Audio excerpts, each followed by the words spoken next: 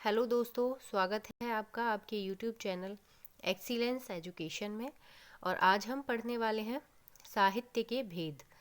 इसमें हम देखेंगे कि काव्य की क्या क्या परिभाषाएं दी गई हैं और ये परिभाषाएं कभी ना कभी एग्ज़ाम्स में पूछी गई हैं।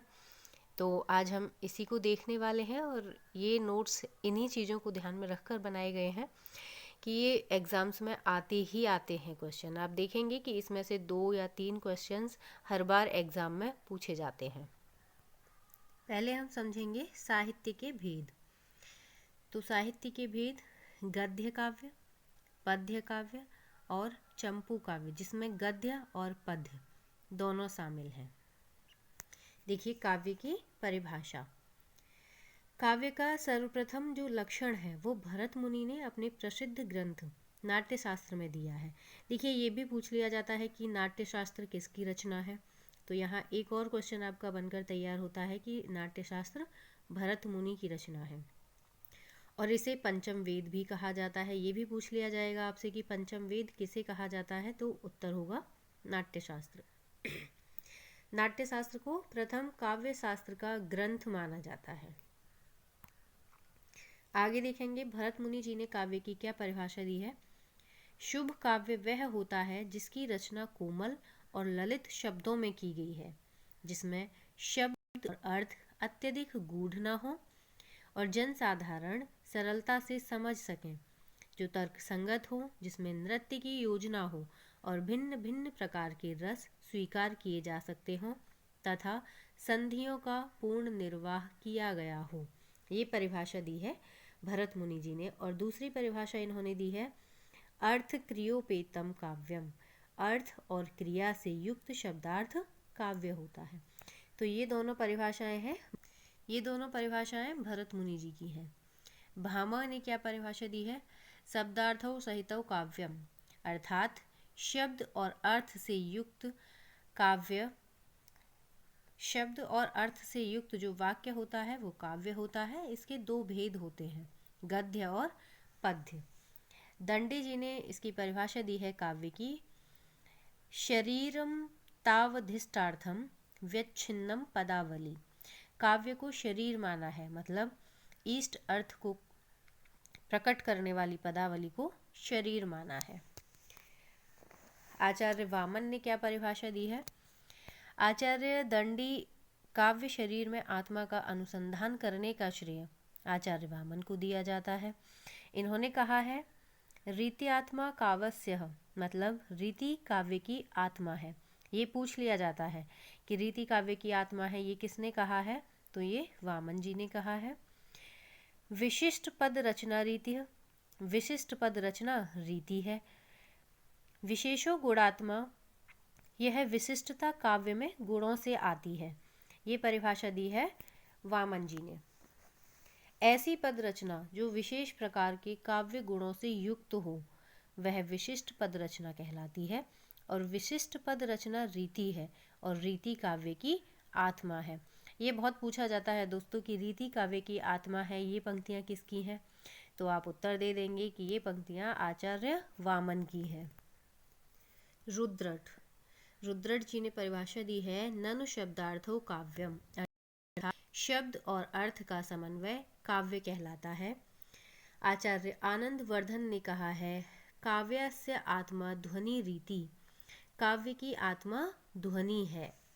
आचार्य मम्मट जी ने कहा है तद दोषो शब्दार्थो सगुणा वन लंकृति पुनः क्वापि, ऐसा शब्दार्थ जो दोष रहित हो और गुण युक्त हो और कभी कभी अलंकार होने पर भी काव्य कहलाता है। ये परिभाषा दी है आचार्य मम्मट ने। पंडित राज जगन्नाथ जी की परिभाषा है रमणीयार्थ प्रतिपादकः शब्दः काव्यम, मतलब रमणीय, इसका अर्थ होता है मनोरम, मनोरम अर्थ को प्रदान करने वाला शब्द काव्य है। आचार्य राजशेखर जी ने इसकी परिभाषा दी है काव्य की, कवि शब्दस्य कव्रवर्णे इत्यस्य धातु काव्य कर्मणा रूपम, मतलब कवि शब्द की उत्पत्ति कब्र धातु से हुई है, इस प्रकार कवि धर्म का अर्थ काव्य होता है। आचार्य केशव दास, और ये बहुत ही इम्पोर्टेंट परिभाषा है इनकी, कई बार एग्जाम्स में पूछी जाती है। काव्य और अलंकार की एक जैसी परिभाषा दी है इन्होंने कहा है, यद्यपि सुजात सुलक्षणी सुबरन सरस सुब्रत भूषण बिनु न विराजई कविता बनिता मित्र। ये पंक्तियाँ आचार्य केशवदास जी की हैं और ये कई बार एग्जाम में पूछी जाती हैं, इसीलिए यहाँ मैंने ऊपर भी लिख दिया है, वेरी इम्पोर्टेंट।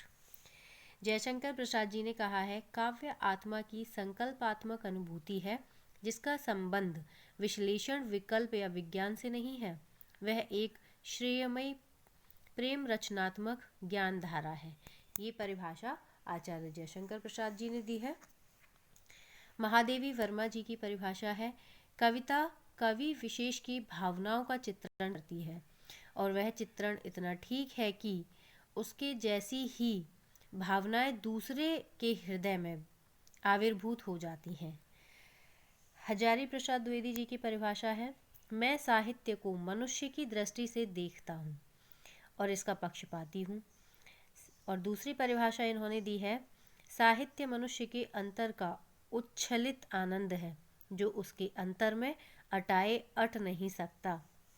रामचंद्र शुक्ल जी की ये परिभाषा है और ये भी बहुत इम्पोर्टेंट है, कविता ही मनुष्य को हृदय को स्वार्थ संबंधों के संकुचित मंडल से ऊपर उठाकर लोक सामान्य भाव भूमि पर ले जाती है, जहाँ जगत की नाना गतियों के मार्मिक स्वरूप का साक्षात्कार और शुद्ध अनुभूतियों का संचार होता है। रामचंद्र शुक्ल की एक और परिभाषा है, जिस प्रकार आत्मा की मुक्तावस्था ज्ञान दशा कहलाती है, उसी प्रकार हृदय की मुक्तावस्था रस कहलाती है। हृदय की मुक्ति की साधना के लिए मनुष्य की वाणी को शब्द विधान करती आई है, उसे कविता कहते हैं। और दोस्तों ये भी एक बहुत इम्पोर्टेंट परिभाषा है रामविलास शर्मा जी की, बहुत पूछी जाती है, साहित्य जनता की वाणी है, उसके जातीय चरित्र का दर्पण है। धूमिल जी ने कहा है, कविता भाषा में आदमी होने की तमीज है। और ये कुछ विदेशियों की भी इसमें परिभाषाएं दी हुई है। जॉन ड्राइडन, कविता सुस्पष्ट संगीत है। कॉलरिज ने कहा है, सर्वोत्तम शब्द अपने सर्वोत्तम क्रम में कविता होते हैं।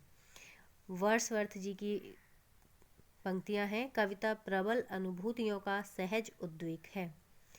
मैथ्यू आर्नोल्ड ने कहा है, कविता अपने मूल रूप में जीवन की आलोचना है।